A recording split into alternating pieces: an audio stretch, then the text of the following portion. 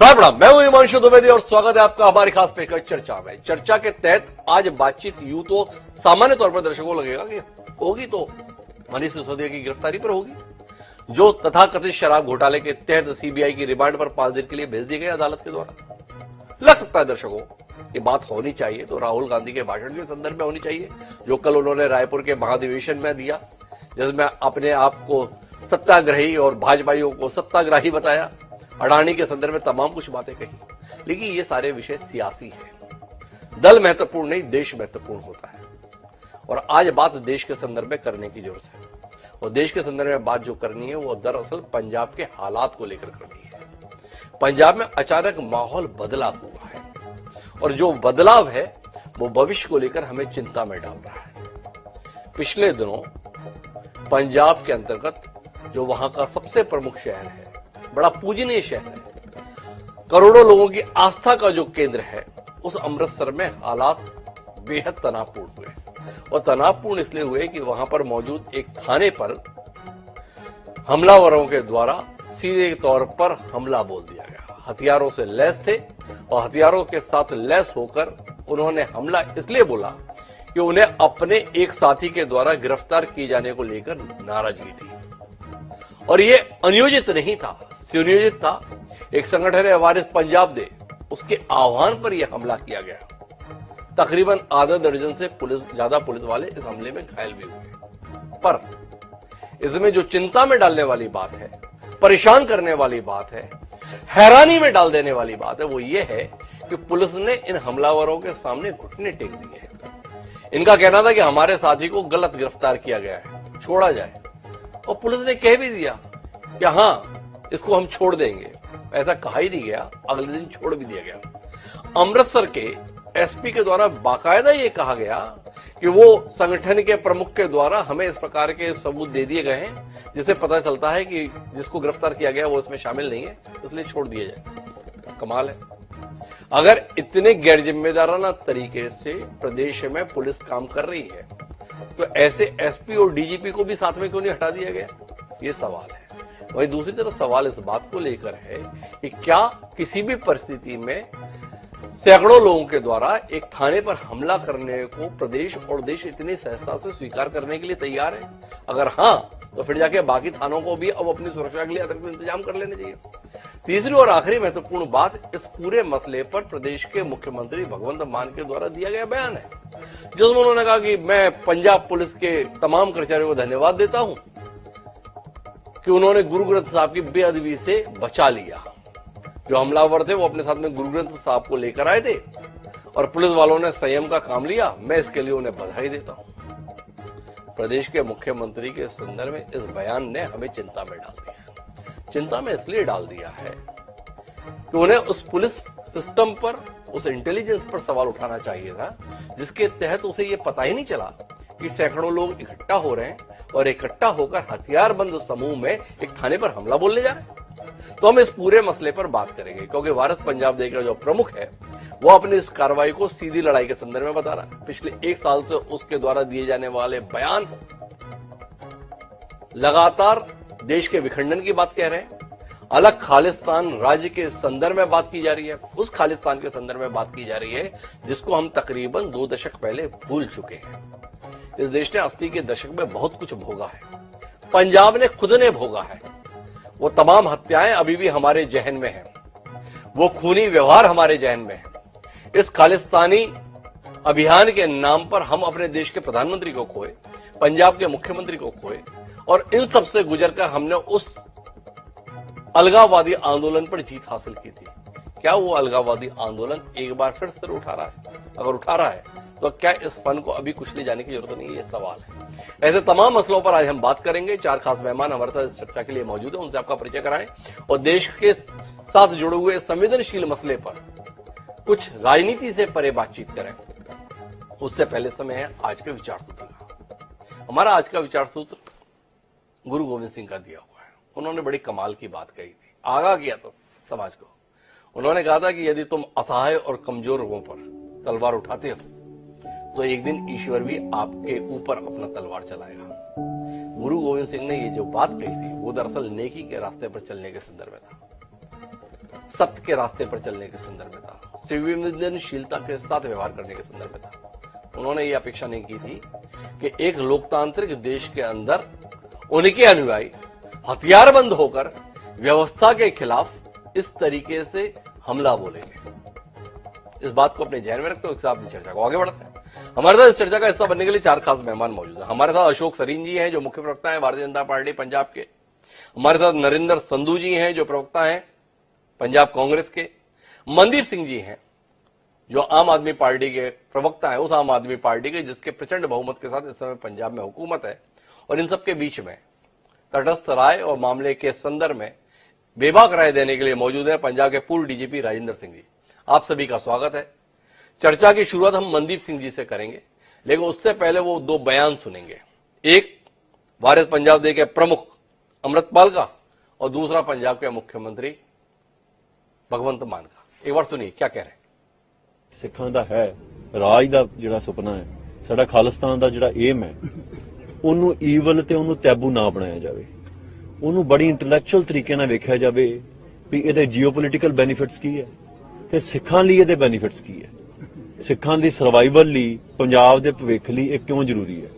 ਜੇ ਤੇ ਇੰਡੀਆ ਪਾਕਿਸਤਾਨ ਜਾਂ ਇਥੋਂ ਜੀਓਪੋਲਿਟੀਕਲ ਸਿਚੁਏਸ਼ਨ ਦੇ ਵਿੱਚ ਸਾਨੂੰ ਮਿਡਲ ਗਰਾਊਂਡ ਬਣਾ ਕੇ ਸਾਨੂੰ ਕਲੋਨੀ ਦੀ ਤਰ੍ਹਾਂ ਯੂਜ਼ ਕਰਨਾ ਹੈ ਔਰ ਸਾਡੇ ਰਿਸੋਰਸਸ ਲੁੱਟ ਕੇ, ਸਾਡਾ ਕਲਚਰ ਸਪਰੈਸ ਕਰਕੇ, ਸਾਡਾ ਧਰਮ ਜਿਹੜਾ ਅਕੀਦਾ ਉਹਨੂੰ ਢਾਹ ਲਾ ਕੇ ਜੇ ਸਾਰਾ ਕੁਝ ਕਰਨਾ ਹੈ ਤੇ ਫਿਰ ਇਹ ਸਾਰਾ ਕੁਝ ਵਾਪਰੂਗਾ।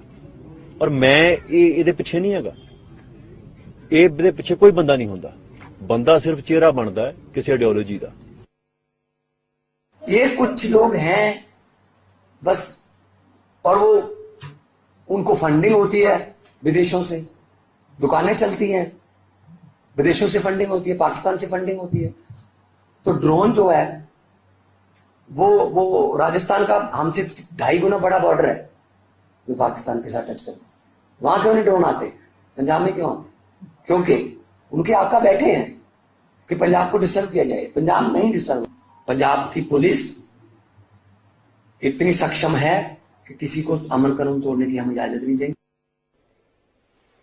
तो ये है अमृतपाल जो एक अलग खालिस्तानी देश के संदर्भ में बात कर रहे हैं। उनका मानना है कि हिंदुस्तान और पाकिस्तान के बीच में कॉलोनी की तरीके से व्यवहार किया जा रहा है। और दूसरी तरफ भगवंत मान है, उनकी सोच ही अलग है। बोले हम किसी को इजाजत नहीं दे सकते। उनके रहते हुए एक थाने को लूटने की हालात बन गए, वो कह रहे हम इजाजत नहीं दे सकते। तो मनदीप जी के पास चलता हूं। मनदीप जी, आपकी पार्टी के संदर्भ में तो पहले ही आक्षेप थे कि आप अलगाववादियों के हाथ ही मजबूत करोगे। अब आपके राज्य में रहते हुए हालात ऐसे हो रहे हैं कि थाने तक सुरक्षित नहीं रह गए, क्या कहते हैं? सर, पहली बात तो जो आप बोल रहे हो कि घुटने टेके गए हैं, घुटने उनके आगे नहीं टेके गए। घुटने जो टेके गए हैं वो श्री गुरु ग्रंथ साहिब जी के आगे टेके गए हैं। सलूट है उन पुलिस वालों को जिन्होंने इतनी लाठी लाने के बाद भी उन पे अपने गुरु ग्रंथ साहिब जी पे कोई बेअदबी का एक भी अक्षर नहीं आने दिया। तो हम बात करेंगे जो ये कांड हुआ है अजनाले में, जो कांड हुआ है, तो एक हमारे अंदर किसी सिपाही को पकड़ लिया गया था, शायद उनके मामले में जो दर्ज था इसके रिगार्डिंग। अगर हम बोलें कि उन्होंने ये काम किया, तो उन्होंने जो काम किया है ये श्री गुरु ग्रंथ साहिब की आड़ में लेकर काम किया है। तो हम फिर भी बोलेंगे हमारी पुलिस ने श्री गुरु ग्रंथ साहिब जी का आदर किया है, पिछली सरकारों की तरह नहीं। अगर यहाँ पे आज मोदी जी की सरकार होती और उनकी सीआरपीएफ बीएसएफ होती तो क्या वो इसका निरादर करते, श्री गुरु ग्रंथ साहिब का निरादर करते, जो पहले भी किया हुआ था। कांग्रेस के टाइम पे क्या कुछ नहीं हुआ, हमारे श्री गुरु दरबार साहिब जी पे कितने जाके डांगे चलाई, सब कुछ करा। क्या तर्क दे रहे हैं मनदीप जी? मतलब अब आप सारे अपराधियों को एक संकेत दे रहे हैं, कुछ करने की जरूरत नहीं, अपने साथ में गुरु ग्रंथ साहिब को लेकर आओ, पुलिस कुछ नहीं करेगी, जो मर्जी है करो, थाने लूटो, घर लूटो, कॉलोनी लूटो, बैंक लूटो, कुछ नहीं। क्यों? क्योंकि आप गुरु ग्रंथ साहिब को साथ में लेकर आए हुए हैं। वो आदमी जो भारत पंजाब दे का अपने आप को प्रमुख बताता है, देश के टुकड़े कराने के संदर्भ में खुलकर बोल रहा है, सबको चुनौती दे रहा है, क्या कर रही है आपकी पुलिस?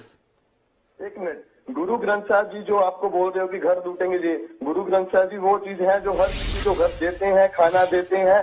खालसा एड का आपने नाम सुना हुआ है, ठीक है सर। गुरु ग्रंथ साहिब जी के आड़ में मैंने बोला है कि आड़ में ये काम हुआ। क्या हम चाहते हैं अगर आपकी बीएसएफ होती है मोदी जी की, तो गुरु ग्रंथ साहिब जी के टुकड़े टुकड़े कर देते? पहले भी कई बार ये हो चुका है, पहली सरकारें होती तो ये बेअदबी कांड भी होता। इतने कांड हो चुके हैं। हमारी सरकार श्री गुरु ग्रंथ साहिब जी का आदर करते मंत्री जी, हैं। मैं आपकी बात ही नहीं समझ पा रहा। गुरु ग्रंथ साहिब को, मतलब आपकी बातचीत से तो ये समझ में आ रहा है कि अब अगर कोई भी अपराधी गुरु ग्रंथ साहिब को साथ में लेकर किसी काम पे पहुंच जाए तो अब पुलिस कुछ नहीं करेगी, बल्कि मुख्यमंत्री जी उनको प्रशंसा पत्र देंगे कि आपने बहुत अच्छा किया कि कुछ नहीं किया। यही समझाना चाह रहे हैं ना आप प्रदेश और देश को? पहली बात तो मैं आपकी टोकूंगा, जो सिख है वो आपकी नजर में अपराधी ही क्यों माने जाते हैं? क्यों सिख अपराधी हैं? वो सिख थे, ठीक है, उन्होंने अपना रोज जताया। हमारी पंजाब पुलिस ने डांगे खाई, इतना कुछ सहा, फिर भी क्या हो गया? लास्ट में जो हुआ है वो कोऑपरेट हुआ है। क्यों? आप चाहते थे कि हम ये उनपे गुरु ग्रंथ साहिब जी पे डांगे चलाते, ये करते। हमारी सरकार इस चीज को प्रमोट नहीं करती। अगर गलती हुई है तो ठीक है, उस चीज की भरपाई होगी। जिन्होंने उस टाइम पे जो चलाया है उन पे कार्रवाई भी होगी, बराबर कार्रवाई भी। क्या कार्रवाई करोगे? आपने तो उस लवप्रीत सिंह को तुरंत छोड़ भी दिया। एसपी आपका बयान दे रहा है कि हाँ गलत गिरफ्तार कर लिया था। क्या कार्रवाई की आपने उस एसपी के खिलाफ जिसने इस प्रकार का तमाशा पूरे देश के सम्मुख पंजाब का बना के रख दिया, अमृतसर के संदर्भ में बना के रख दिया? क्या किया आपने डीजीपी के संदर्भ में? अगर आपको लग रहा है कि एक बेगुनाह आदमी को जेल में डाल दिया गया था तो ऐसी कार्रवाई करने वालों के खिलाफ कुछ किया आपने? कांग्रेस की सरकार थी, बेअदबी कांड हुए तब कहां थे आप?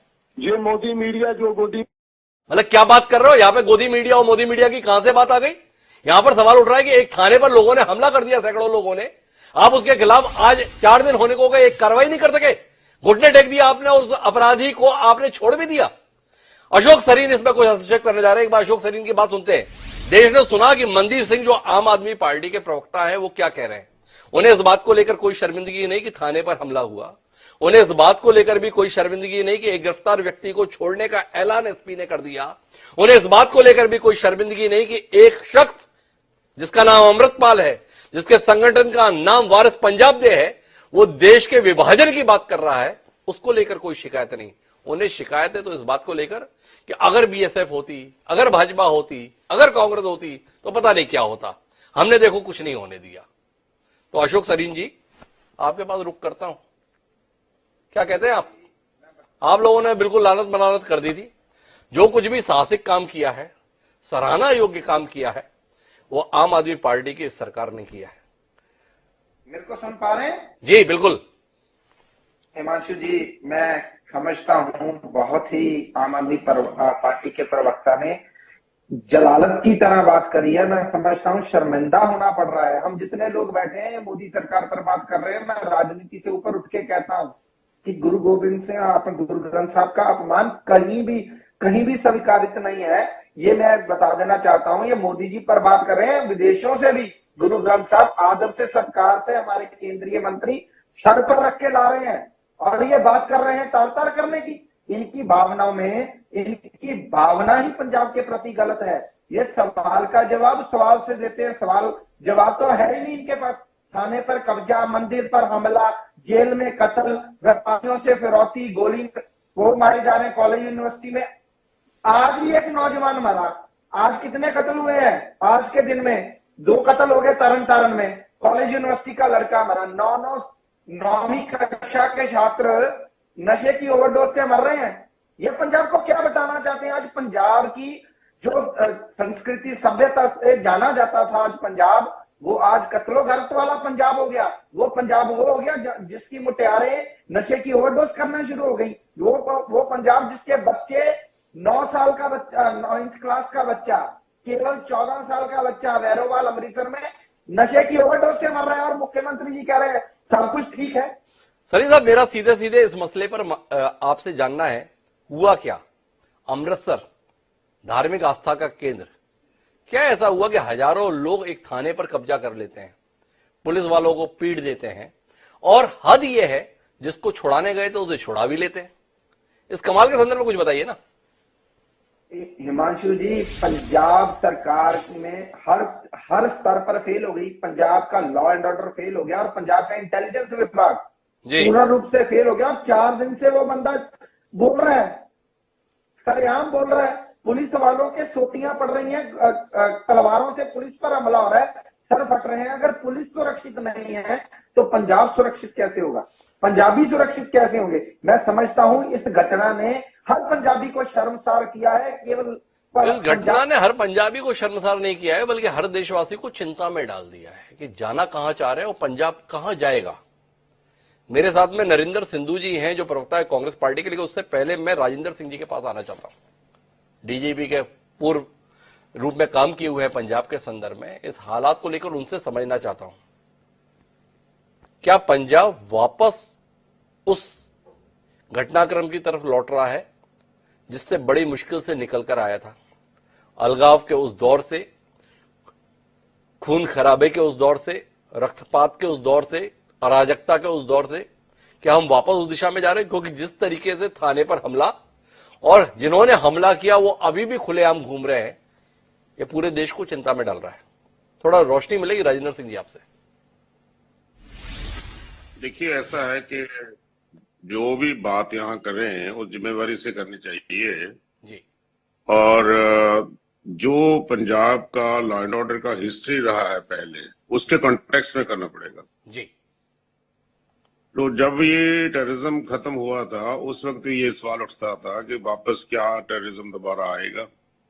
हम लोगों ने कहा था कि नहीं आएगा।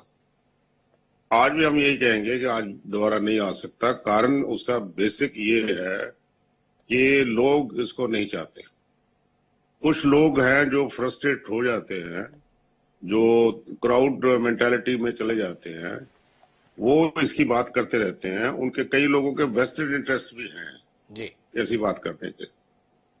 तो जो ये अजनाला वाली बात को हम इतना हमें चिंता कर रही है, देखने में ऐसे लगेगा जो आप कह रहे हैं जी, पर असलियत कुछ और है। इसकी जो असलियत अगर देखा जाए जी तो वो यह है कि इसमें प्रोटेस्टर्स एक्सपोज हो गए हैं कि उन्होंने सीमा पार की है। जी प्रोटेस्टर इस बात पे भी एक्सपोज हुए हैं कि उन्होंने श्री गुरु ग्रंथ साहब का सहारा लिया है। जी। प्रोटेस्टर इस बात पे भी एक्सपोज हुए हैं कि क्या कर रहे हैं, लोगों को क्यों नहीं अमन शांति में रहने देते और क्यों ऐसे गैर जिम्मेवार बयानबाजी कर रहे हैं। और लोग इस सारी बात को नोट भी करते हैं, समझते भी हैं, कन्विंस्ड भी हैं इस बात से कि ये जो हो रहा है गलत हो रहा है, इसको तरीके से रोकना चाहिए। अब ये भी मजबूरी है कि इस बात को प्रवोक ना किया जाए जी। आगे ना बढ़े बात। पुलिस की बहुत बड़ी जिम्मेवारी है। ऐसी दशा में अगर पुलिस रेस्ट्रेंट ना यूज करे, क्लैश हो जाए, तो वहां लोगों का मरना और क्राउड में से ऐसा शरारती हो आपको नुकसान कर दे, बाद में ब्लेम स्टेट पे लगाए, लॉ एंड ऑर्डर पे लगाए, बात को और भड़काए, ये सारी चीजों की पॉसिबिलिटी। सो इसलिए बहुत जरूरी है कि हम जिम्मेवारी से देखें इसको। पुलिस ने जो रिस्ट्रेंट किया है, पुलिस में बहुत सारे लोग सिख लोग हैं, उनकी भी आस्था श्री गुरु ग्रंथ साहब के साथ जुड़ी हुई है। तो पर पुलिस ने जितना भी आज तक काम किया है, पहले जितने बड़े क्राइम खालिस्तान रिलेटेड या टेररिज्म रिलेटेड निकले हुए यहाँ, वो सभी डिटेक्ट हो चुके हैं, बंदे पकड़े गए। तो मैं थोड़ा माफी के साथ आपसे हस्तक्षेप करूंगा। 3-4 सवाल है बतौर पुलिस अधिकारी आपसे। क्या यह पुलिस या तंत्र का फेल्यूर नहीं है कि इतनी बड़ी संख्या में हथियारबंद लोग इकट्ठा हो जाते हैं और पुलिस रोक नहीं पाती क्योंकि वो थाने तक पहुंच जाते हैं? पहला सवाल। दूसरा, क्या ये इंटेलिजेंस फेल्यूर में आप नहीं मानते हैं कि ये प्रदर्शनकारी नहीं थे, ये हमलावर थे, ये हथियारों के साथ आए थे और हमला करने की तैयारी के साथ और अपराधी को छुड़ाने के लिए आए थे, लवप्रीत को, और तंत्र को ये पता नहीं चला? दूसरा सवाल। और तीसरा जो आशंका, मैं जब मनदीप जी से बात कर रहा था तो मैंने कहा था कि अगर आप कह रहे हैं कि गुरु ग्रंथ साहब को बेअदबी से बचा लिया, तो क्या ये नया रास्ता नहीं खुल गया है कि अब जिसको भी अराजकता फैलानी हो वो पूजनीय गुरु ग्रंथ साहिब को साथ में ले, पुलिस देखती रहेगी? क्योंकि भगवंत मान ने तो कह दिया है बहुत बढ़िया, आपने कुछ नहीं किया, और उसकी आड़ में लोग अराजकता करें, क्योंकि यहां पे भी अराजकता हुई। ये तीसरा सवाल। और चौथा और आखिरी सवाल, थोड़ा लंबे हो गई बात, कि एसपी ने कह दिया कि जिसने जो इस संगठन का प्रमुख है उसने सबूत दे दिए, लवप्रीत दोषी नहीं है, इसलिए हम उसे छोड़ दे रहे हैं।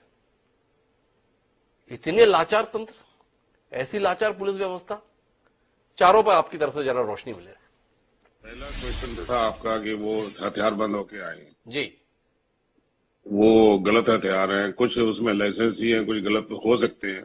जी तो उसमें पुलिस की यही मजबूरी है कि बात को बढ़ाने से कैसे रोका जाए, क्लैश ना हो। जी दूसरी बात है वो जो उनका मनोरथ था, उद्देश्य था कि इसको छुड़वाना है हमें, जी तो पुलिस ने काफी संख्या में वहां इकट्ठे होकर इस बात को रोकने के लिए तैयारी तो की थी। जी जितनी संख्या में पुलिसमैन वहां हाजिर थे, वो उनका मंशा तो यही होगी कि हम इनको रोकेंगे।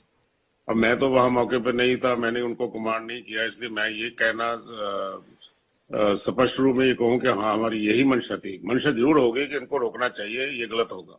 जी अगर वो बंदे को जबरदस्ती उठा के ले जाए, ये लॉ एंड ऑर्डर से उल्ट होगा।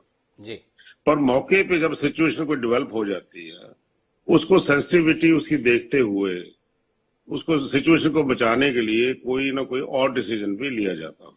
जी वो जो बात है आपकी चौथी जी कि वो उन्होंने छोड़ दिया एसपी ने, जी वो भी एक तरह की एक ऐसी बात है कि माहौल को थोड़ा सा कंट्रोल में रखा जाए, देखा जाए जो पुलिस के पास एक्शन लेने की क्षमता है या कैपेसिटी है या टाइम है, वो उसमें काफी कुछ हो सकता है। अब भी अगर करना हो तो जैसे टीवी में जो सीसीटीवी कैमरे में जी इंटेलिजेंस रिपोर्ट से, अदरवाइज थ्रू सोर्सेस ये पता किया जा सकता है कौन लोग ज्यादा हमलावर थे, किन्होंने इंसाइट किया क्राउड को। सारी क्राउड को तो कहना मुश्किल हो जाता है, क्योंकि उसमें से कौन आदमी मिसलेड है, कौन आदमी इनोसेंट है, वो सारा मुश्किल होता है। पर जो आदमी मेन है, जिन्होंने गड़बड़ की है, उनके खिलाफ एक्शन लेने के लिए उनको आइडेंटिफाई किया जा सकता है।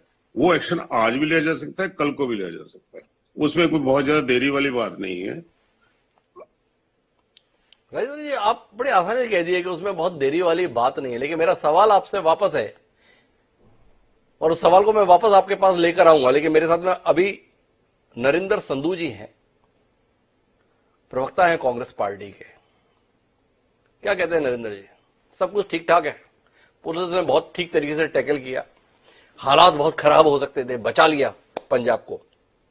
ये बता रहा है कि पंजाब बेकाबू हो रहा है, जिनकी हसरतें अलगाव के संदर्भ में उनके हौसले बुलंद हो रहे हैं, और पुलिस सरेंडर कर रही है, तंत्र सरेंडर कर रहा है, और यहां तक मुख्यमंत्री भी शायद सरेंडर कर रहा है। क्या कहते हैं? देखिए त्रिवेदी जी, ये सरकार बिल्कुल, मैं आपको तफसील से बताता हूं, मैं ये इनका स्पोक्स पर्सन तो पता नहीं क्या इधर उधर घूम रहा है। सिद्धू मूसेवाला का कत्ल होता है जी, नंगल अब्बिया का कत्ल होता है, सुधीर सूरी का कत्ल होता है, मैं तो बहुत गिना सकता हूँ। और उसके बाद एक ना पटियाला में एक लेडीज का जिस दिहाड़े पुलिस के सामने लोगों ने मार मारा, उसको बुरा हाल कर दिया, वो पेशी भुगत के आई।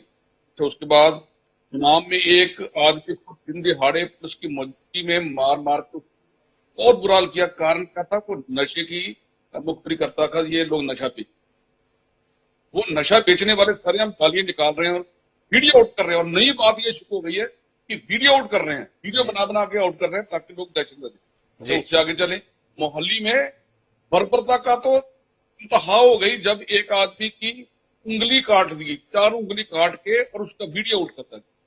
ये बेसिकली पंजाब सरकार।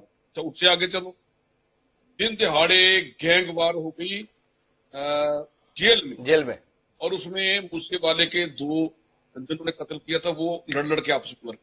उसके बाद पुलिस वाले खड़े थे, फिर भी मर गए। अभी कहते हैं ठीक है। अच्छा, उसके बाद आज देख लो, हमारे एक चेयरमैन थे पट्टी के, उनकी डेथ हो गई, पटियाले में एक कत्ल हो गया, अमृतसर में। और ये बड़े आराम से कह रहे हैं। और मेन मुद्दे पे अब मैं आ रहा हूं। देखिए, अजनाले में कोई शक नहीं, इसमें मैं पुलिस की बिल्कुल प्रशंसा करूंगा कि उन्होंने बहुत बड़ी तरह से, बहुत अच्छी तरह से एक बहुत कांड होने से बचा लिया। और एक हमारे एक साबित सूरत सिख थे जिन्होंने उनकी व्यथा दी, वीडियो में देख रहा, बोला कि अगर इनके ये सुरक्षा की आड़ भी ना आते तो इनका बदता। सरकार देखे, सरकार ने अगर उस पे किसी पे अगर केस डाला था जी, तो वो कैसे अगले दिन ही रिहा हो गया? या तो उसका केस गलत पुलिस ने डाला था, या वो दबाव में आकर उसको रिहा कर दिया। ऐसे तो कई फिर लोग थाने में हमला करके किसी को छुड़ा के ले जाया करेंगे। जी, ये कोई अफगानिस्तान थोड़ी है, ये तो पंजाब है। ये तो बदलाव लेके आए थे, बदलाव लेके आए थे कि हम पंजाब में नशा मुक्त कर देंगे, जेलों में मोबाइल बंद कर देंगे, करप्शन खत्म कर देंगे। और करप्शन में तो आपने इन्होंने देख ही लिया बदलाव के, तो इन्होंने बहुत बुरा हाल कर दिया बदलाव का। पहले सबसे पहले सिंगला जी पकड़े गए, उसके बाद और सबके सब ये कह रहे थे हमारे पीए नहीं है, और सब पकड़े फिर जाते हैं। और भगवंत मान जी इन्वेस्टर्स को बाहर जाके कह रहे हैं कि भैया पंजाब में आओ इन्वेस्ट करो। अरे भाई कौन करके इन्वेस्ट? 2 दिन इन्वेस्टमेंट में 100 आदमी नहीं आए और करोड़ों रुपए उसकी एडवर्टाइजमेंट पर खर्च करती है। हाँ, ये बदलाव इनका जरूर है कि ये हर अखबार में, पंजाब की तो छोड़ो, दूसरी स्टेटों के अखबार में पूरे पूरे पेज का, और एयरपोर्ट पे बड़े बड़े ग्लो साइन लगा के अपनी एडवर्टाइजमेंट करते। अरे भैया पंजाब के पैसे क्यों वेस्ट करते हो? इनके प्रवक्ता तो बड़े आराम से बैठ कर कह रहा है कि अगर बीएसएफ होती तो सीआरपीएफ होती तो फिर बेअदबी हो जाती। अरे भाई छोटे भाई, तेरे को नहीं पता, बीएसएफ जब चलती है, फौज चलती है, वो गुरु ग्रंथ साहब का सम्मान लेके चलती है। उनके आगे उनके गुरुद्वारा, मंदिर, मस्जिद हर यूनिट में रहता है। सीआरपी में भी यही हाल है। तो अगर वो खड़े होते तो हो सकता है इससे ज्यादा बचा कर लेते हैं।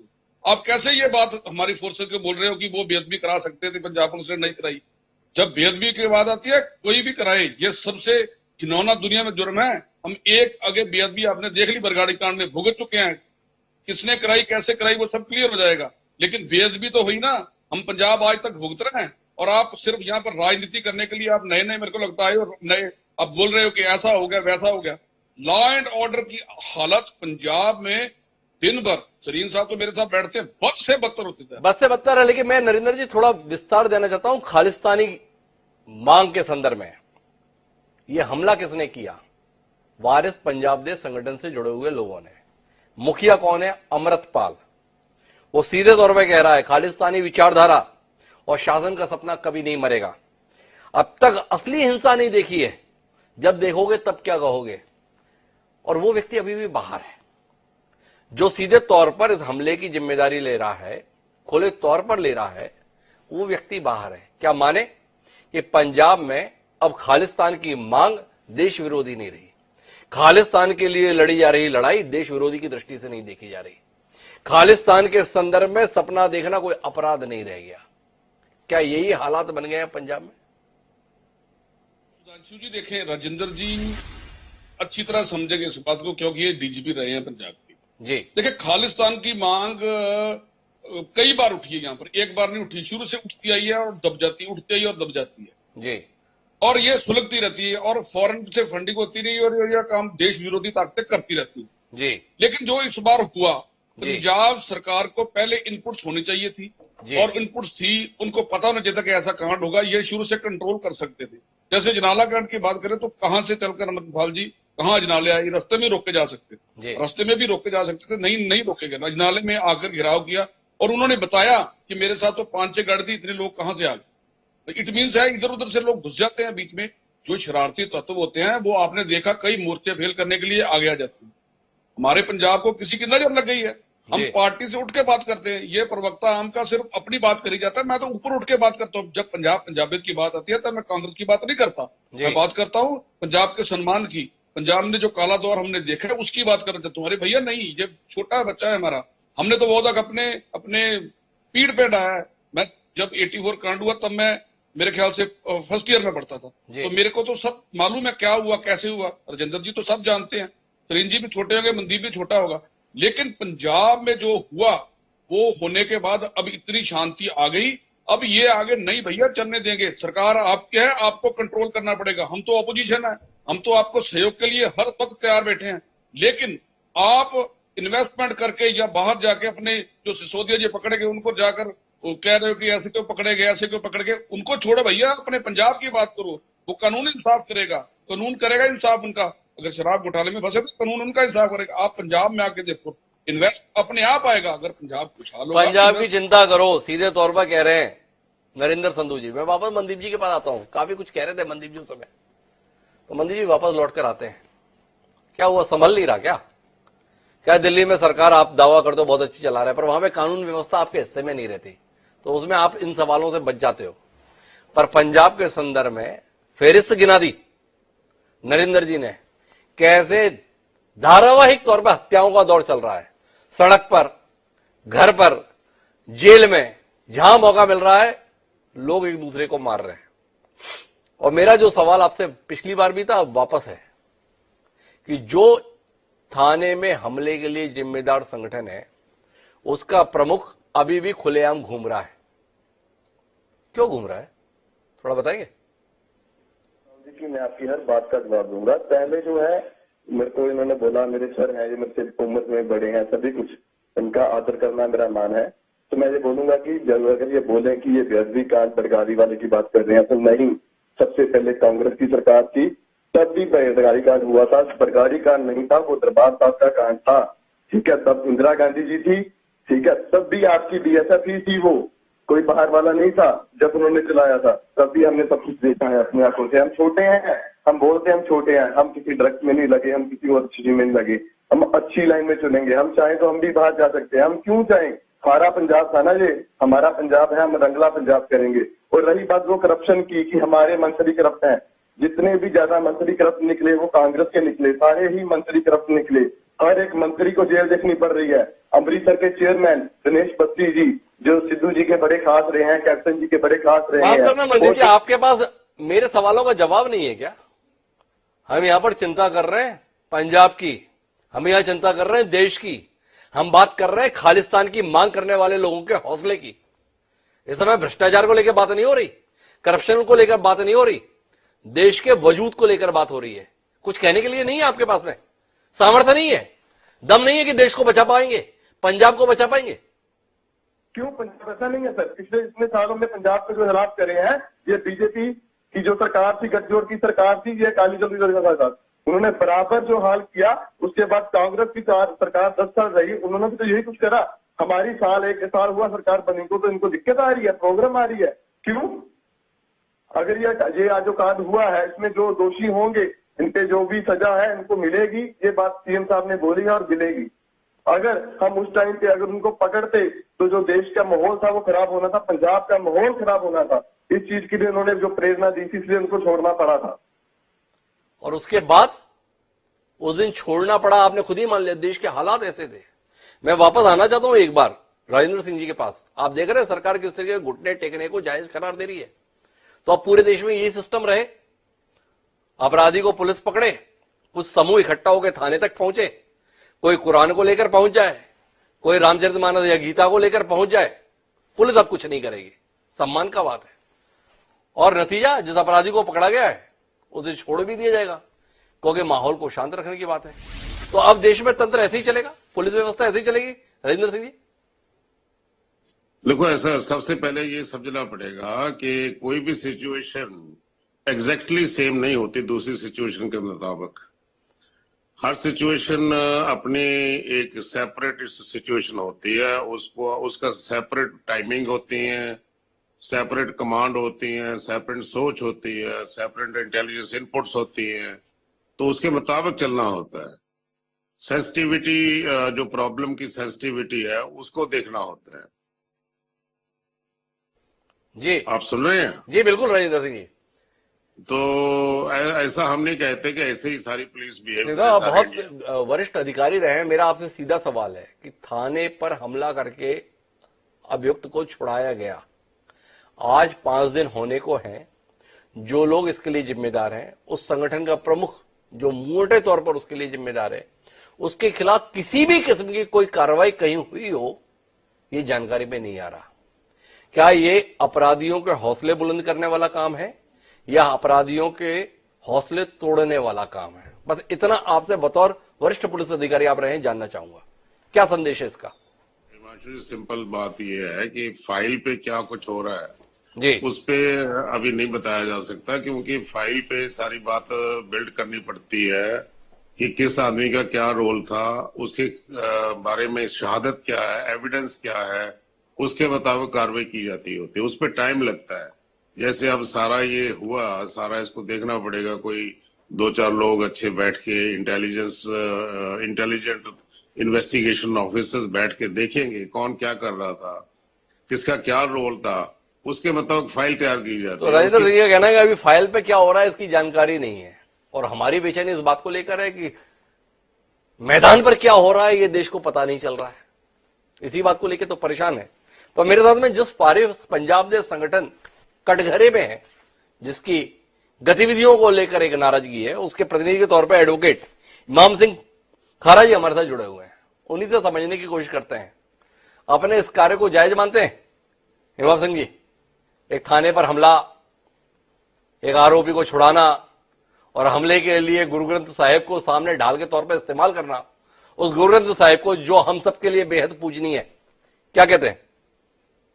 नहीं देखो, ये जितने भी लोग हैं ये हमारे पे ये झूठे इल्जाम लगा रहे हैं जितनी भी आपने बातें की।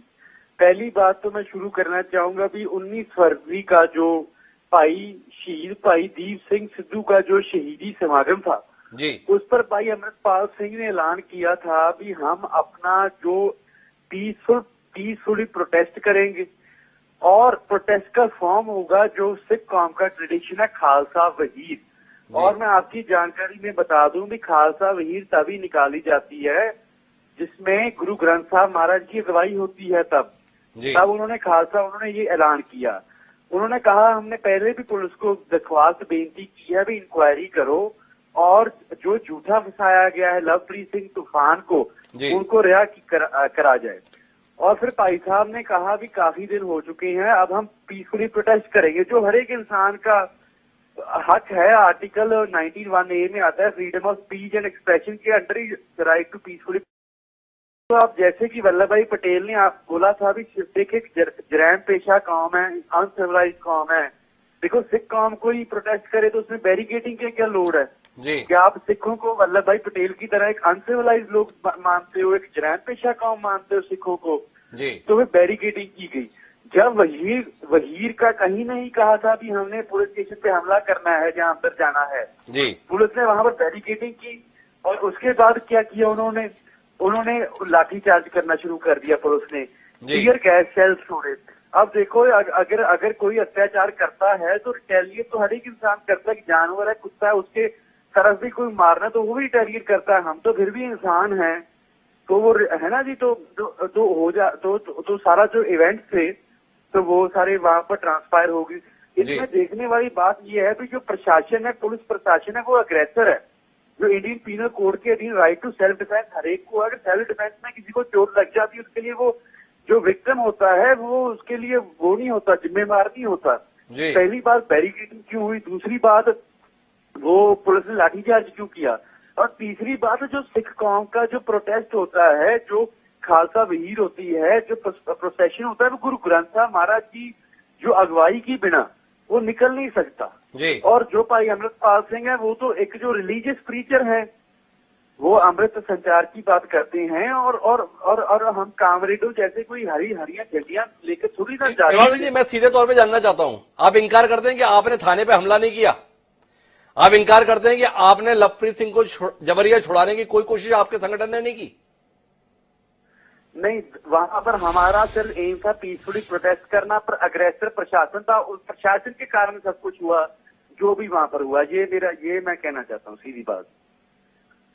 तो मनदीप सिंह जी हमारे साथ में इमाम सिंह है, आपके माननीय मुख्यमंत्री जी जिनको सर्टिफिकेट बांट रहे हैं, बहुत अच्छा किया, बहुत धैर्य रखा। इमाम सिंह जी तो यहां पे उससे उलट बयान दे रहे हैं, बोले हम शांतिपूर्ण थे, हमला तो इन्होंने किया, मारपीट इन्होंने की, हम तो सेल्फ डिफेंस में थे, आत्मरक्षार्थ। क्या कहते हैं मनदीप जी? आप ये भाई बोल रहे हैं कि हमने शुरुआत की, ठीक है, पंजाब पुलिस ने शुरुआत की। पंजाब पुलिस कभी शुरुआत नहीं करती, शुरुआत इनकी तरफ से हुई थी। लाइव टीवी चल रहे थे, लाइव न्यूज चल रही थी।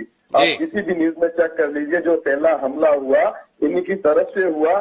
पंजाब पुलिस सिर्फ अपना डिफेंस कर रही थी, अपने आप को बचा रही थी। तब भी श्री गुरु ग्रंथ साहब जी को बीच में लाया गया, कईयों के सिर फटे, कईयों की लातें टूटी, कईयों को बहुत कुछ हुआ, ठीक है। तब भी पंजाब पुलिस ने कोई भी एक्शन नहीं किया, सिर्फ श्री गुरु ग्रंथ साहब जी के आदर में अपने आप को झुकाया है उन्होंने। और प्रोटेस्टफुल इनका जो इन्होंने जो बोल रहे हैं कि प्रोटेस्टफुल था, ये हमारा शांतिफुल हमने ये करा है, ऐसा कुछ भी नहीं था। इनकी तरफ से ही स्टार्टिंग हुई है। पंजाब पुलिस ने आगे से कोई रिप्लाई तक भी नहीं दिया इनको, इसीलिए इनके कारण इतना कुछ हुआ। अगर पंजाब पुलिस कोई रिप्लाई देती तो उनकी तरफ से कोई हवाई फायर इतना कुछ जरूर होता, पर पंजाब पुलिस ने ऐसा कुछ भी नहीं किया। ऐसा कुछ भी नहीं किया। मैं एक बात और इमाम सिंह जी आपसे जानना चाहूंगा, आपका संगठन चाहता क्या है? देश के तमाम लोग सुन रहे हैं इस समय, आपको थोड़ा बताएंगे चाहते क्या हो आप इस देश में? नहीं देखो, जो जो जो वारिस पंजाब में जथेबंदी है ना जी, वो भाई दीप सिंह सिद्धू ने बनाई थी। और उस समय भाई दीप सिंह सिद्धू ने बनाते हुए ये बात बोली थी कि जो जथेबंदी का जो एम है, ऑब्जेक्टिव है, वो है पातशाही दावे का। पातशाही दावा वो चीज है जो गुरु गोबिंद सिंह जी महाराज ने सिख कौम को बख्शी है। पातशाही दावे का मतलब है सॉवरेनिटी। ये कोई हम नहीं बात कर रही है, बात गुरु गोबिंद सिंह जी ने की है। और गुरु गोबिंद सिंह जी ने बोला भी सिख कौम हमेशा सॉवरेन रहेगी। तो हम जो बात करते हैं सिख कौम की सॉवरेनिटी की बात करते हैं, सिख नेशन की सॉवरेनिटी की बात करते हैं। और ये बात गुरु गोबिंद सिंह महाराज से चली आ रही है। और ये मतलब सीधे तौर पे आपको एक अलग देश चाहिए, यही बात कर रहे हैं ना आप? नहीं, हमारे साथ हम ये बात, हाँ, हमें सॉवरेनिटी चाहिए। हम ऐसे गुलामी में नहीं रह सकते जहाँ पर सिखों के गलों में टैर पाए जाएं, सिखों को आग लगाए जाए। सिख कोई बात करे, जहाँ पर हिंदू राष्ट्र की बात हो तो बंदे को ऊंचे एमएलए बने, एमपी बने, और बंदा खालिस्तान की बात करे तो जिस देश में सिख राष्ट्रपति बनता है, जिस देश में सिख प्रधानमंत्री बनता है, वहां पर आपको गुलामी दिखाई दे रही है। यही गुरु गोविंद सिंह का संदेश समझ पाए आप? इतनी बुद्धि रही, इतनी समझ रही? नहीं, अगर आपने बात करनी है रिस्पेक्टफुली बोलिए, मैं आप पे मानहानि का केस डालूंगा। अगर नहीं, आप बिल्कुल डालिए। देश के संदर्भ में किसी भी मानहानि के लिए मैं तैयार हूं। मेरा सवाल है आपसे, जिस देश में आप जिस कौम का प्रतिनिधित्व करने की बात कर रहे हैं वो राष्ट्रपति रहे, ज्ञानी जैल सिंह जी, यहां मनमोहन सिंह जी 10 साल तक इस देश के प्रधानमंत्री रहे, और आप यहां पर बता रहे हैं सॉवरेनिटी की बात, स्वायत्ता की बात, स्वतंत्रता की बात। पूरा देश आपके हवाले रहा, वो देश आपको अपना नहीं लगता? उसी देश में जब हमने 1976 में अपना सूबा माना, तब सिखों को मारा गया, तब सिखों की नस्ल कुशी हुई। उसी देश में जब 1984 के बाद 2.5 लाख जो सिख नौजवान फेक एनकाउंटर में मारे गए, उसी देश में हरमंदिर साहब पर अटैक हुआ। गुरु ग्रंथ साहब महाराज में गुरु ग्रंथ साहब महाराज को गोली मारी गई उसी देश में। इसका तो गुरु ग्रंथ साहब महाराज की बेअदबी तो औरंगजेब तक ने नहीं की थी जितनी 1947 के बाद हुई। हरमंदिर साहब पर एक बार नहीं, कम से कम 4 बार अटैक हुआ। 1955 में हुआ, उसके बाद और उसी पूजनीय हरमिंदर साहब में एक डीआईजी को गोली मार दी इन अलगाववादियों के द्वारा। वो गुरु ग्रंथ साहिब का सम्मान था, वो दरबार साहिब का सम्मान था। 1955 में भी अलगाववादी थे क्या वहां पर? 47 के सही 8 साल बाद हरमंदिर साहब पे अटैक हुआ, फौज भेजी गई अंदर, क्या तब भी अलगाववादी थे? जब आपसे सवाल किया तो अब आप 1955 में, आप 1984 की बात कर रहे हैं। मेरा सवाल था आपसे, बिंडर वाले वहां पर बैठकर जिस प्रकार से कार्रवाइयों को अंजाम दे रहे थे, वो वाकई गुरु नानक जी से लेकर गुरु गोविंद सिंह जी ने जो संदेश दिए उसका पालन कर रहे थे? सवाल है। मैं वापस अशोक सरीन जी के पास आना चाहता हूं। अशोक सरीन जी, इस सोच के साथ संगठन मौजूद होकर सक्रिय है पंजाब में, क्या उम्मीद करें भविष्य को लेकर?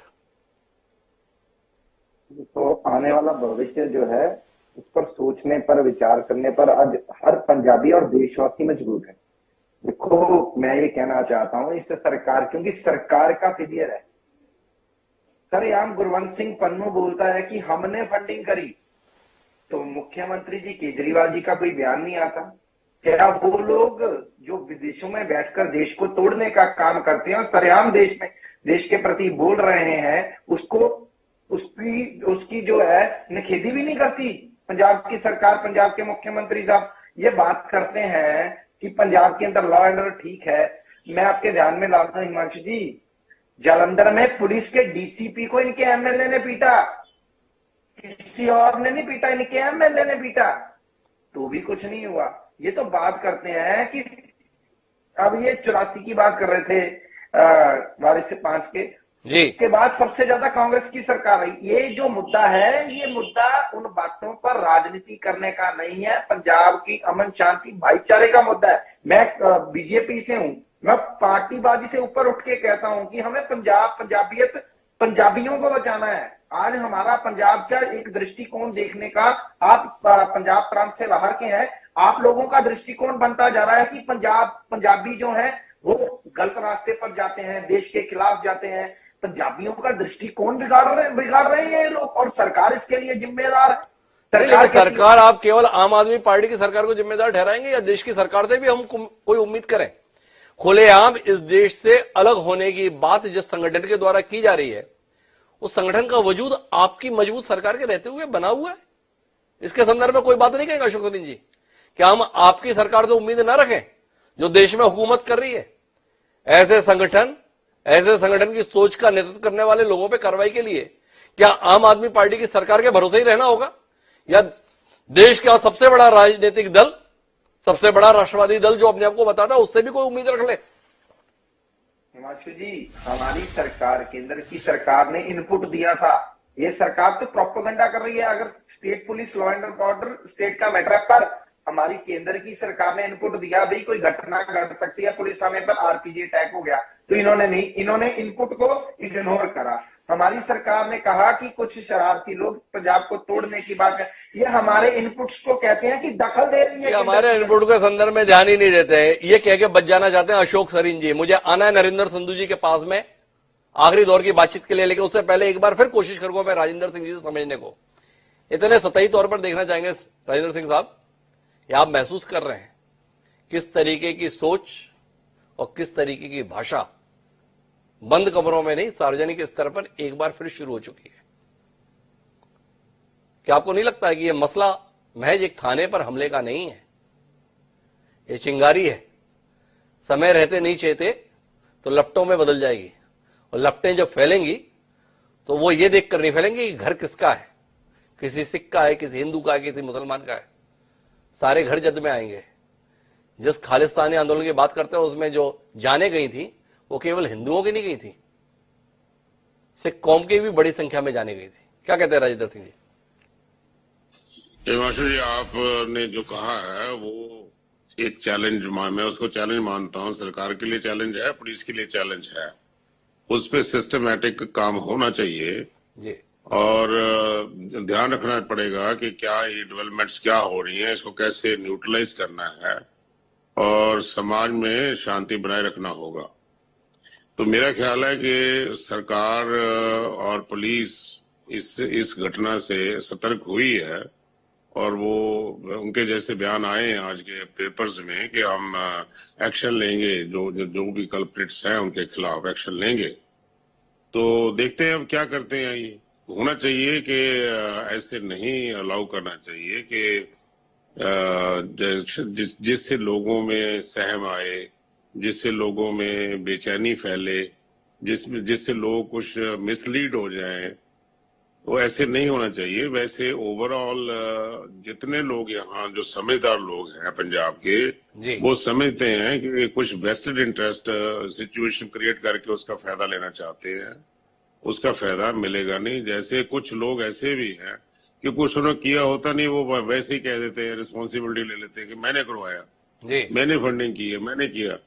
ऐसा कोई हमने काफी कुछ देखा हुआ है पहले, उसको हमने असलियत क्या है उसमें देख के उसके मुताबिक काम करना होगा। तो राजेंद्र सिंह जी इत्तेफाक रख रहे हैं, संजीदगी से लिए जाने की जरूरत है, बहुत गंभीरता से काम करने की जरूरत है, पर वो गंभीरता क्या राजनीतिक स्तर पर है, ये सवाल है नरेंद्र संधू जी। क्या आपको लगता है कि ये समय राजनीतिक दलों के आपसी लड़ाई का है, या समय आ गया है जिसमें सारे दल एक टेबल पर बैठे और किस दिशा में जाएगा पंजाब इसका फैसला करें?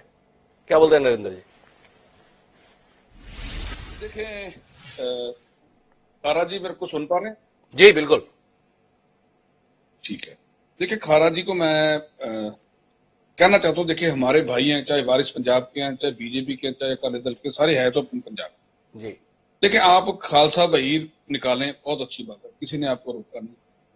आपने नशों के लिए बच्चे जो आ रहे हैं उसमें पतित होने में हो रहे हैं, उनको आपने दूर किया, बहुत अच्छी बात। अपने अमृतपान लोगों को कराया, बहुत अच्छी बात। किसी ने आपको रोका नहीं, हमने भी, हमारे राजा वड़िंग ने भी कहा कि अच्छी बात है, ये कर रहे हैं तो बहुत अच्छी बात। लेकिन आप खारा जी देखो, आप भी पंजाबी हो, मैं भी पंजाबी हूँ, ये बात मतलब आप बंदूकें लेकर, गंडासे लेकर, कृपाने लेकर, चलो मान लिया आपने हमला नहीं किया, एक मॉब आप लेकर जाते हो, मॉब आउट ऑफ कंट्रोल हो जाए, थाने पर हमला, गुरु ग्रंथ साहब जी की परमात्मा ना करे, एक बरगाड़ी कांड से हम उठ नहीं पा रहे, अगर कुछ हो जाता तो हम किसको मुंह दिखाते? मतलब बदनामी किसी की भी होती, हम तो पंजाबी थे, अच्छा बदनामी तो हमारे पंजाब की होती ना। आप वारिस पंजाब के हो, मैं कांग्रेसी हूँ, कोई बीजेपी से है, कोई अकाली दल से है, कोई आम आदमी पार्टी से है, तो हम पंजाबी तो मशहूर है। हमारे को गेस्ट आता उसको हम प्रोणाचारी बहुत अच्छी करते हैं, मेहमान नवाजी के लिए प्रसिद्ध है, शूरवीर है, बॉर्डर की रक्षा के लिए हम सबसे आगे रहते हैं। लेकिन मेरे हिसाब से देखिए खारा जी, ये कोई बात अच्छी नहीं। आप करो कोई ऐसा काम करो जिसमें सारी कम्युनिटी आपको सहयोग करे और आप लोग अपने पास आपके पास आए कि भैया ये काम की। देश विरोधी कोई काम हमारे लिए माफ मेरे कीजिए हिसाब नरेंद्र संधू जी, खारा साहब ने तो सीधे तौर पर स्वतंत्रता और स्वायत्ता की बात की है। थोड़ा इस पर टिप्पणी करिए। अच्छी बात तो बहुत अच्छी बात है कि आप समाज के लिए कर रहे हैं, समाज के लिए कर रहे हैं। वो जो बात कर रहे हैं उसका अंतिम निचोड़ एक स्वतंत्र देश के संदर्भ में है। आपकी पार्टी ने लंबी लड़ाई लड़ी है। क्या कहेंगे नरेंद्र जी? खारा जी के साथ जाना है? जी मैं देखिए, मैं कोई भी जो तोड़ने वाली बात करेगा मैं उसका समर्थन नहीं। हम आगे बहुत विभाजित हो चुके हैं। देखिए क्या बन गया हमारे पंजाब का, कितना था छोटा हो गया, कितना का कितना रह गया। देश कितना था, हिंदुस्तान, पाकिस्तान, बांग्लादेश बीच में थे, क्या क्या छोटा रह गया।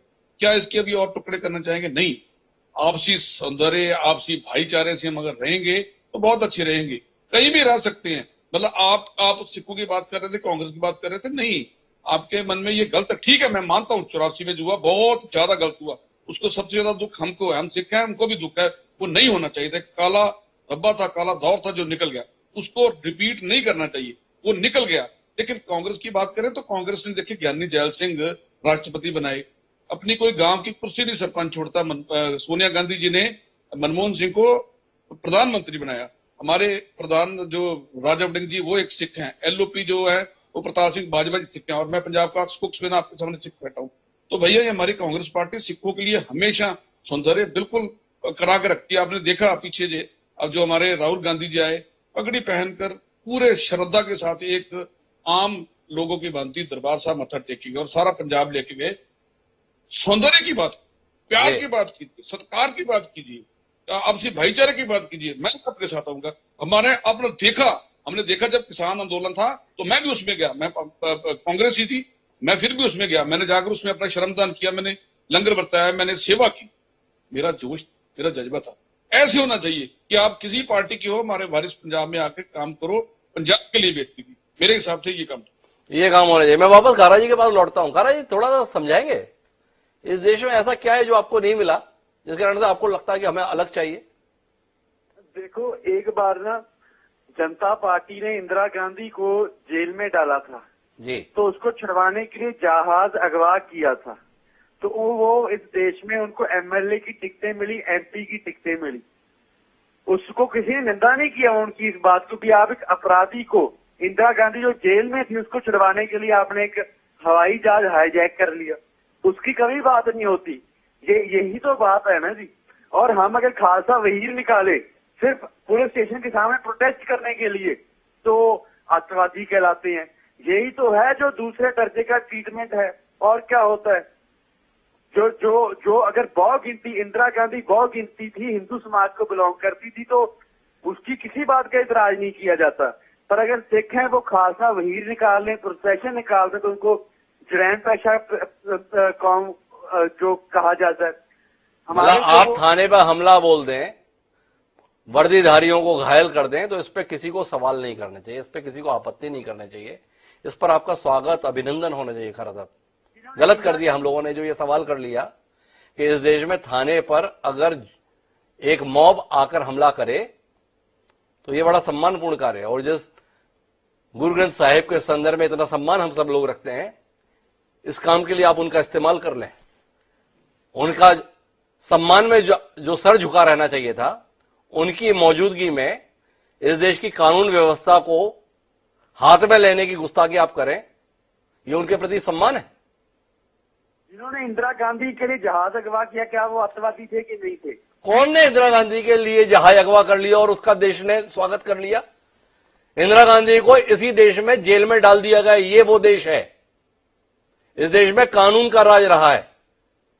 आप उसके संदर्भ में इतनी लचर दलील के साथ में काम करते हैं। इस देश में आप जहाज अगवा करोगे और उसका अभिनंदन किया जाएगा? क्या बात करते हैं खैर साहब, इतने पढ़े लिखे आप आदमी हैं और ऐसी दलील के साथ में भाई अगर कोई एक मोटरसाइकिल भी अगवा करेगा तो उसके संदर्भ में उसे जेल की हवा खानी पड़ेगी। देश इस कानून के साथ चलता हुआ आया है। मैं आखिरी बातचीत के लिए एक बार फिर अशोक सरीन जी के पास आना चाहूंगा। सरीन साहब, विभाजन साफ तौर पर दिख रहा है। पंजाब के संदर्भ में चिंताएं हमारी ज्यादा विकराल स्वरूप ले रही हैं। क्या उम्मीद करें? आम आदमी पार्टी की यह विषय देश की अखंडता का है, आपसे कोई उम्मीद करें? समय रहते आप कोई कदम उठाएंगे या ऐसी बात का इंतजार करेंगे भगवंत मान और कितने अलोकप्रिय हो जाए, आम आदमी पार्टी और कितनी खलनायक हो जाए, तभी हम कुछ करेंगे? हिमांशु जी, किसी भी प्रकार से किसी भी स्तर पर कोई भी विभाजन देश के अंदर नहीं होने दिया जाएगा। ये हमारे गृह मंत्री जी ने दो टुक एक प्रेस वार्ता के दौरान बात करी। और देश की एकता अखंडता के लिए हम निरंतर प्रयासरत थे, निरंतर कार्यरत हैं और हमें देश की एकता अखंडता को बनाए रखने के लिए कड़े से कड़े प्यार भरे कैसे भी कदम उठाने पड़े हम उस पर कार्य करेंगे। और हमें इस चीज की चिंता है कि अगर ये गंदी राजनीति कर कर या राजनीतिक शरण पॉलिटिकल शेल्टर देकर पंजाब का सौहार्द बिगाड़ने का प्रयास जो भी लोग कर रहे हैं, मैं एक पंजाबी होने के नाते भी कहता हूं, एक देशवासी होने के भी नाते कहता हूं कि हम भारतवासी किसी भी प्रकार से किसी भी ताकत को पनपने नहीं देंगे, चाहे वो देश की भीतरी ताकत हो, चाहे वो देश में बाहर की ताकत हो। अशोक सरीन जी का यह कहना है, लेकिन बात केवल इतने से बनेगी नहीं। हम बातचीत के मर पर आए तो सीधे तौर पर समझ में ही आता है कि एक बार फिर देश में पंजाब को लेकर अलगाववादी ताकतें कुछ करने की फिराक में है। यह समय दलों के आपस में लड़ने का नहीं बल्कि देश के लिए इकट्ठे होने का है। चाहे वह आम आदमी पार्टी हो, चाहे भारतीय जनता पार्टी या भारतीय राष्ट्रीय कांग्रेस, इनकी जिम्मेदारी बनती है कि दल से पहले देश हित पर ध्यान दें और उन तत्वों को पहचानें जो देश के लिए खतरा बन रहे हैं और उसके खिलाफ जो भी कार्रवाई करनी हो उसके संदर्भ में तत्पर हो, चाहे वो वारिस पंजाब दे हो या कोई अन्य संगठन। कुल मिलाकर जो इस देश की अखंडता को चुनौती देगा उसका मुकाबला 137 करोड़ भारतवासियों को मिलकर ही करना होगा, तो ही ये देश अखंड रह पाएगा। क्या इस बात को हमारे देश के सियासी दलों के हुक्मरान समझ पाएंगे? ये सवाल है। इसको उत्तर की हमें जानने की प्रतीक्षा रहेगी। आप सभी मेहमानों का बहुत बहुत धन्यवाद इस चर्चा का हिस्सा बनने के लिए। समय है अब आज के शेर का। देश के हालात को लेकर हम एक शायर के इन शब्दों के साथ अपनी भावनाओं को व्यक्त करते हैं कि जितनी बटनी थी बट चुकी ये जमीन, जितनी बटनी थी बट चुकी ये जमीन, अब तो बस आसमान बाकी है। राजेश रेड्डी ने क्या कमाल की पंक्तियां कही थी। इस देश ने अलगाववाद के दर्द को पहले ही भोगा है। बहुत तकलीफ होती है, बहुत कष्ट होता है। 1947 के सबक को हमें भूलना नहीं चाहिए। और ज्यादा समझना है तो 1971 के दंश को भी हमें पढ़ना चाहिए। अगर हम उस दर्द और उस दंश को समझ लेंगे तो फिर किसी विभाजन के संदर्भ में पहल करने की शायद कोशिश नहीं करेंगे। ये देश किसी एक का नहीं, हम सबका है। इस भावना के साथ ही बने रहने की जरूरत है। ये भावना हम 137 करोड़ भारतवासियों में जितनी ज्यादा रहेगी उतना ही ये देश के लिए बेहतर होगा और हमारे लिए भी बेहतर होगा। इसी के साथ अब मुझे दीजिए, कल फिर मिलेंगे नए विषय के साथ। तब तक के लिए सदा प्रणाम।